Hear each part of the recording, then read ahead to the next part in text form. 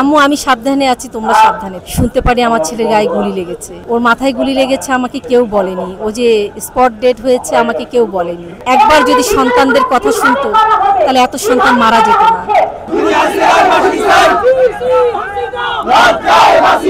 আজকে আসার আগ পর্যন্ত পদক্ষেপ নিতে পারিনি। আজকে এখানে হয়তো আমার সূচনা, কিভাবে বিচারটা চাইতে হবে, কোথায় যেতে হবে, কিভাবে দৌড়ানো লাগবে, এই জিনিসগুলো হয়তো আমি আজকে থেকে শুরু করব।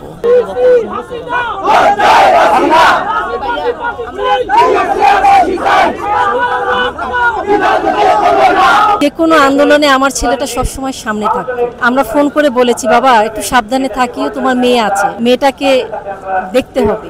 আম্মু আমি সাবধানে আছি, তোমরা সাবধানে। যখন 19 তারিখ আমি 5টার সময় খবর পেলাম, তখন আমি ছাত্রদের সহযোগিতা করার জন্য বের হয়েছিলাম। শুনতে পারি আমার ছেলের গায়ে গুলি লেগেছে, ওর মাথায় গুলি লেগেছে, আমাকে কেউ বলেনি। ও যে স্পট ডেড হয়েছে আমাকে কেউ বলেনি। সবাই বলছে যে আমরা ওকে খুঁজছি।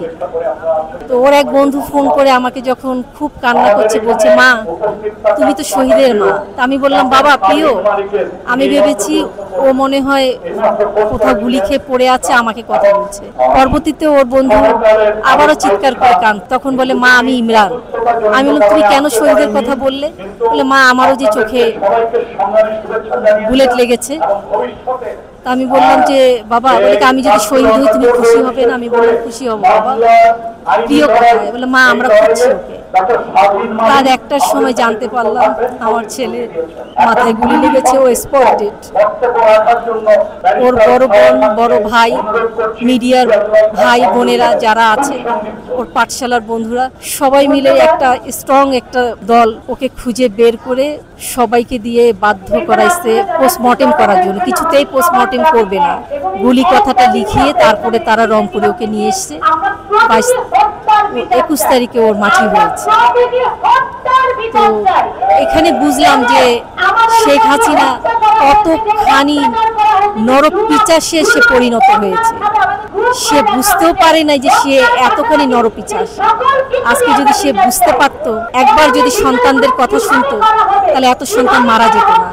সে যেদিন দেশ ত্যাগ করলো, হ্যাঁ আমার একটু হলো কষ্ট লেগেছে। একজন প্রধানমন্ত্রী এভাবে দেশ ছেড়ে পালাতে পারে না।